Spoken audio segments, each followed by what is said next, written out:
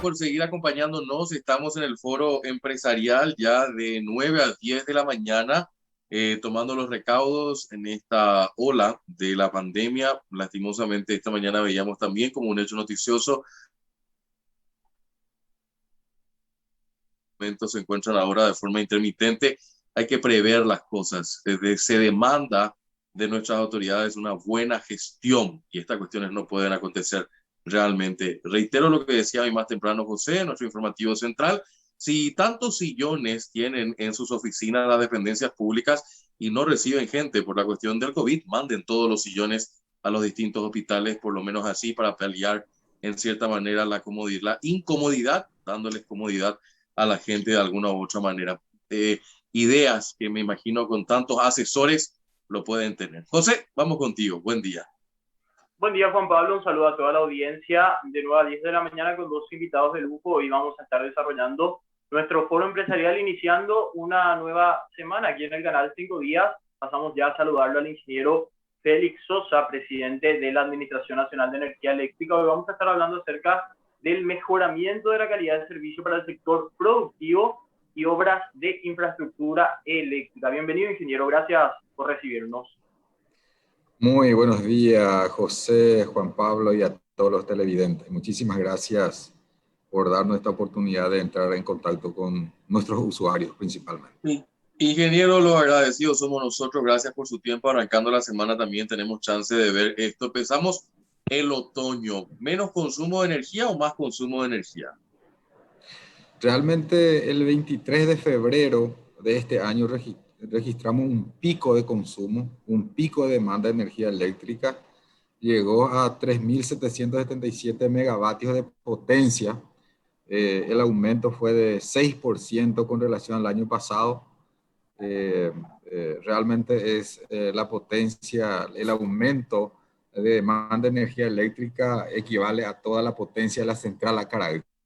Es decir, se registró un aumento considerable, considerando la situación pandémica del país, ¿verdad? Ahora, perdón, José, solamente para que la audiencia pueda entender también, ¿qué pasa en otoño y en invierno? Por ahí va la pregunta, entendiendo su respuesta del periodo de verano que tuvimos con este pico, porque tenemos cambio de horario también y todo eso. ¿Qué significa? En una suerte de docencia, cuando tenemos otoño e invierno, ¿se consume más energía? En el verano siempre se consume más energía, ¿verdad? Considerando de que el sistema de refrigeración, ¿verdad? Incide mucho por el calor en nuestro país. Entonces se usa bastante el sistema de aire acondicionado, sistema de refrigeración. Entonces el consumo normalmente aumenta en época de de calor, ¿verdad? Aproximadamente el consumo varía, pero en promedio varía unos 30-35% en época de calor. Ingeniero, Eso con hace... respecto al mejoramiento del servicio para el sector productivo, ¿a qué se refieren cuando hablan de un mejoramiento de inversión en infraestructura? ¿Podría comentarnos brevemente? Sí, realmente la ANDE tiene un plan maestro con un horizonte de 10 años, ¿verdad? Ahora terminamos nuevamente, en breve vamos a publicar el nuevo plan maestro ya con un horizonte del año 2021 a 2030. ¿Verdad? La ANDE tiene su plan maestro que actualiza cada 2 años. ¿Verdad? Entonces, a eso ejecutan las obras de infraestructura, tanto en generación, en transmisión y en distribución de energía eléctrica, ¿verdad? Sabemos que en generación, por ahora, estamos muy bien todavía, porque tenemos las dos binacionales, Yacyretá y Itaipú, también la central Acaragüe, que es propia de la ANDE o del país, ¿verdad? En transmisión, se tiene en este momento en ejecución 17 obras muy importantes, con una inversión de 301 millones de dólares. Entre esas obras se encuentra una de las obras que nosotros consideramos emblemática, cual es la construcción de la línea de 500 kV doble terna desde la central hidroeléctrica Itaipú hasta la localidad de Iguazú, donde también en esa localidad se está construyendo una subestación de 500 kV para poder transformar esa energía de 500 kV a 220 kV y distribuir de esa forma y transportar en ese nivel de tensión a nivel nacional. Esa obra va a representar realmente la soberanía energética para Paraguay, considerando que se va a poder retirar toda la potencia disponible en Itaipú con la entrada en operación de esa línea y de esa subestación. Por eso es una obra muy importante. Ahora, ingeniero, también una cuestión importante, y hay que reconocer cuando las cosas se hacen bien, no porque usted esté hablando con nosotros, pero realmente tuvimos menos cortes que en otros años. ¿A qué se debió eso? Primeramente, una evaluación muy, digamos, detallada de la situación, ¿verdad? Tenemos muchas inversiones en transmisión. Hoy en día estamos muy bien en el sistema interconectado nacional, ¿verdad? Nosotros tenemos la capacidad de transmitir toda la demanda, toda la potencia requerida a nivel nacional, pero sí tenemos muchos problemas todavía a nivel de distribución. El que se van en los barrios, que se van a nivel nacional distribuido para poder alimentar esa pequeña fábrica. Es decir, lo que llegan en los barrios. Esa parte que es distribución todavía tenemos muchas dificultades. Entonces lo que nosotros hicimos fue una buena evaluación. ¿Cuáles son las acciones que podría tener mayor impacto en la calidad de servicio? Y encontramos básicamente que uno de los motivos principales por el cual sale fuera de servicio los alimentadores de 23.000 voltios es la sobrecarga de las líneas de 23.000 voltios y la sobrecarga de los transformadores de distribución, ¿verdad? Que se sobrecargan y sale fuera de servicio, actúan las protecciones o se queman esos equipos y entonces queda fuera de servicio los clientes. Entonces, el año pasado tuvimos unas metas bien definidas. Primeramente, que entren en servicio 50 nuevos alimentadores de 23.000 voltios, que pudimos concretar 51 nuevos alimentadores que entraron en servicio. Tuvimos como meta instalar 4.500 nuevos transformadores a nivel nacional. Pudimos terminar la ejecución y la instalación de 4.800 nuevos transformadores. Y por sobre todas las cosas también el mantenimiento de la zona de los transformadores y de los alimentadores de 23.000 voltios, porque también tenés que realizar mantenimiento, ¿verdad?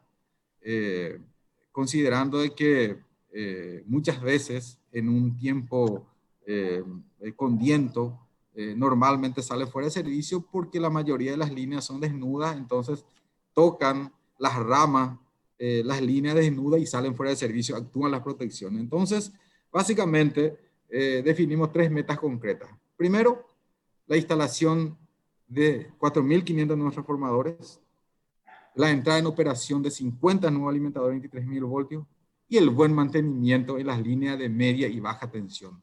Esos fueron los motivos principales, Juan Pablo, que pudimos mejorar sustancialmente el suministro de energía eléctrica.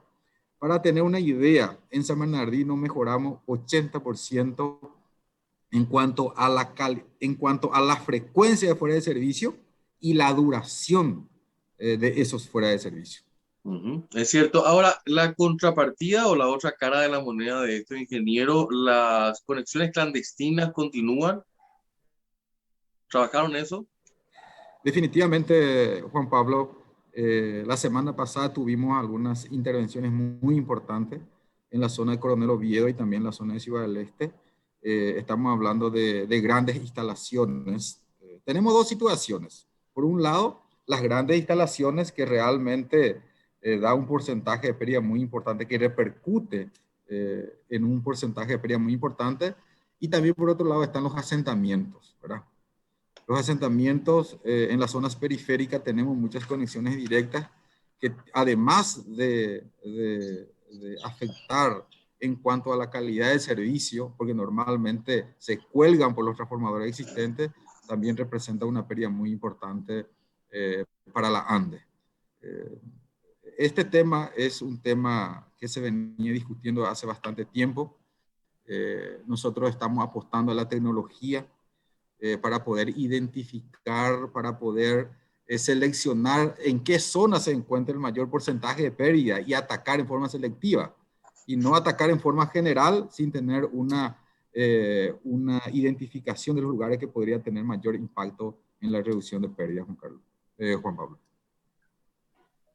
Ingeniero, respecto al descalce financiero que ocasionó justamente las medidas económicas, entre las que se incluía la cuestión de fraccionar o incluso subsidiar a los que, en este caso, locales que necesitan, en este sentido, un apoyo económico por las restricciones que se habían dado en el año 2020, lo veía al secretario general de Citran de decir, hay un descalce financiero, pero eso no se va a reflejar en la tarifa finalmente y poner sobre el consumo del usuario. ¿Es así? ¿Cómo están sorteando la cuestión del descalce que dejó esa medida paliativa?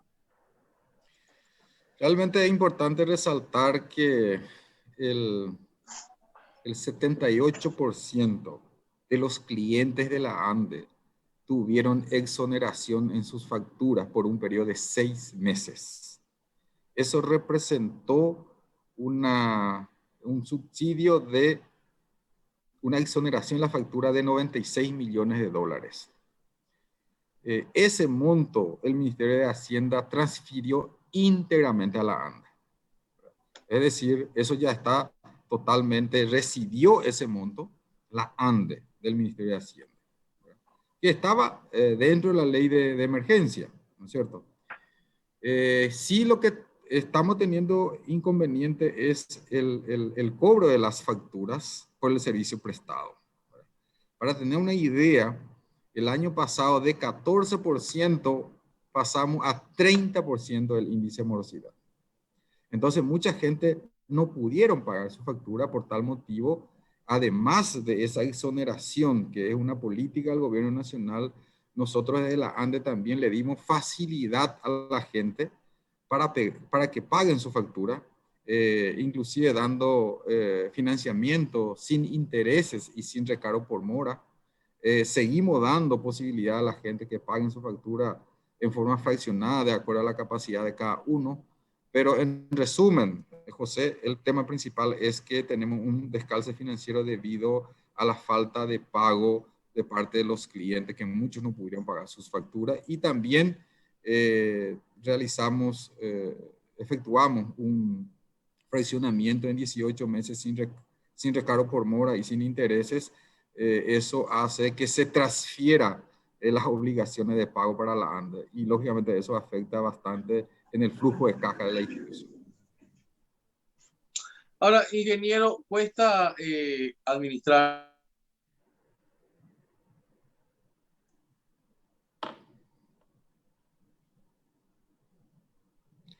Se cortó la comunicación, parece, con Juan Pablo. Así es, en minutitos vamos a estar retomando la comunicación con el compañero para ver cuál es su consulta. Mientras tanto, yo aprovecho, ingeniero, para consultarle la cuestión de la construcción de la subestática de Iguazú y Valenzuela. ¿Cuánto es la inversión para esta subestática? ¿Qué soluciones va a brindar en este punto del país? Y especificamos también en cuáles departamentos quedan justamente. Sí, la inversión total entre la subestación en 500 kV en Iguazú y la construcción de la línea en 500 kV doble terna desde la margen derecha de Itaipú hasta Iguazú llega a 102 millones de dólares de inversión, ¿verdad? Esa obra es muy importante, muy estratégico para el país. Y estamos dando seguimiento constante del cronograma de ejecución de la obra, que es muy importante. Resaltamos también que tuvo su atraso en la adjudicación principalmente de la subestación Iguazú, pero con todo eso, debido a la urgencia del caso, pensando ya que estemos en condiciones para el año 2023, entonces reajustamos el cronograma de ejecución la obra para que entre en operación para diciembre del año 2022. Es decir, esa inversión es de 102 millones de dólares. Por otro lado, otra obra muy importante es la construcción de la subestación Valenzuela, que ahora lanzamos la licitación, justamente la semana pasada se publicó, con una inversión aproximadamente de 89 millones de dólares. Esperemos que esté cerca la adjudicación a ese monto que nosotros consideramos que debería de salir esa obra, ¿verdad?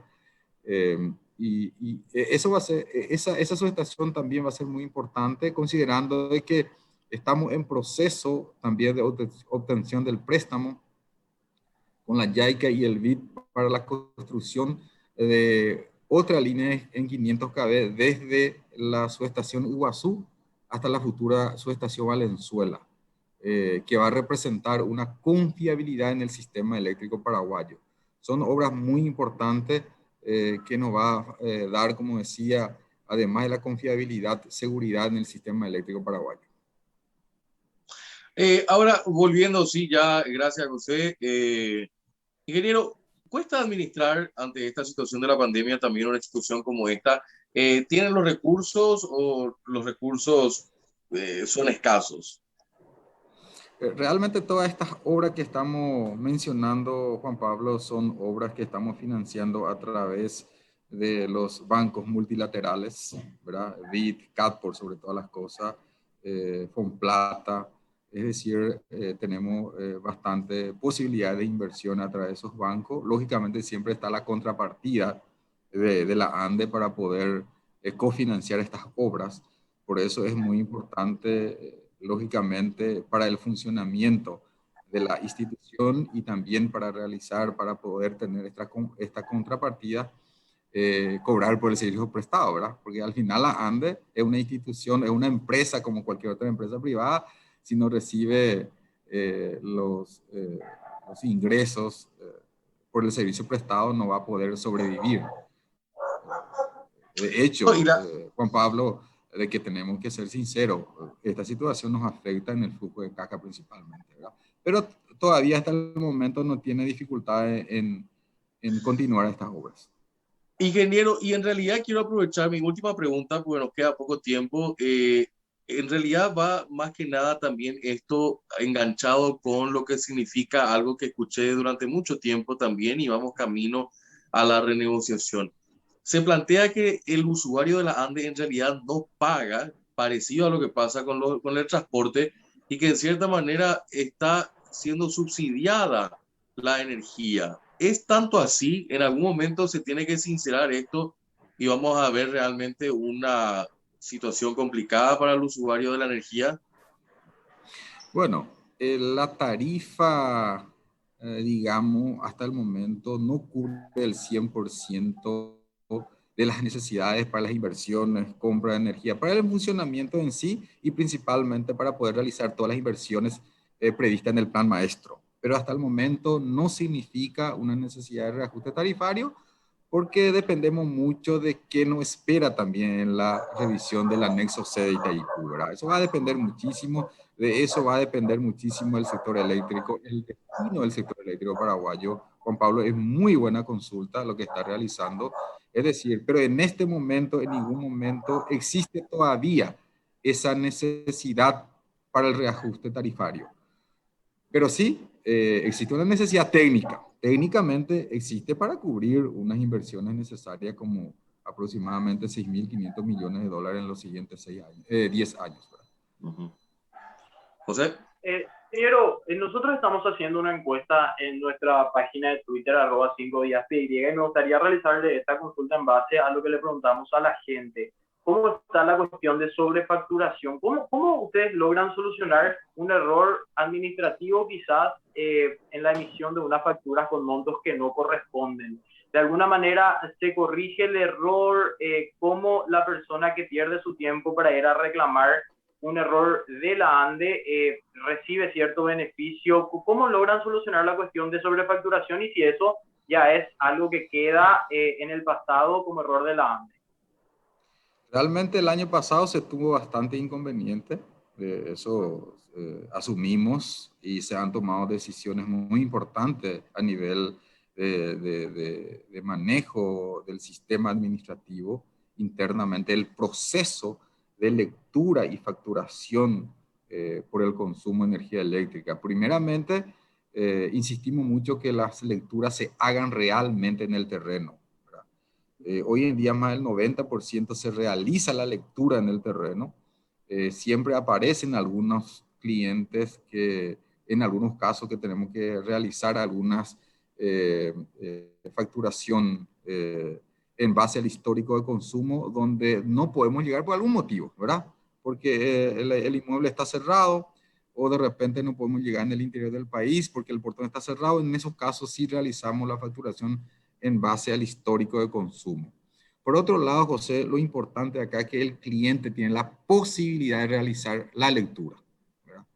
A través de la página web o el aplicativo de la ANDE, uno puede, se registra, la ANDE le avisa en qué periodo puede realizar la lectura. Existe un video explicativo qué información debe de cargar en el sistema, en el aplicativo, en el app Mi Ande, y esa es la información que nosotros consideramos correcta, y en base a esa información realizamos la facturación. O sea que le damos esa posibilidad de que el propio cliente pueda realizar su facturación. Por otro lado, también no hay necesidad de que el cliente se acerque hasta la ANDE para realizar cualquier reclamo. En la página web está claramente identificado un espacio donde se indica dónde se puede hacer el reclamo por facturación. Eso nosotros como máximo en 36 horas respondemos al cliente. Respondemos todos los casos de reclamo por una facturación que considera el cliente que está mal. Por eso insistimos muchísimo a los clientes que utilicen la tecnología para que pueda controlar su facturación y que nos controle también a nosotros, porque nosotros queremos ser transparentes de esa manera y evitar esa desconfianza de parte del cliente que nosotros por algún motivo estemos facturando lo que no corresponde. Ingeniero, volviendo al inicio para cerrar, recomendaciones para el uso de energía en estas nuevas 2 temporadas que se vienen, otoño e invierno. Sí, siempre nosotros recomendamos de que primeramente que nos plante árbol debajo de la línea. Eso es muy importante. Por favor, que nos plante árboles debajo de la línea porque eso tarde o temprano va a afectar a la calidad de servicio, no solamente al cliente, sino también a todo el barrio. Por otro lado, que controle su facturación, que utilice eficientemente la energía eléctrica. No estamos diciendo que use racionalmente, como ocurría anteriormente por falta de infraestructura eléctrica. Hoy en día nosotros tenemos capacidad de transmisión, así que puede utilizar la gente la energía eléctrica de acuerdo a su necesidad, pero solicitamos que utilice eficientemente a los efectos de ahorrar. Es decir, eso es muy importante, porque muchas veces aparece una sorpresa en la facturación porque realmente se utilizó. Por eso es muy importante utilizar eficientemente la energía eléctrica.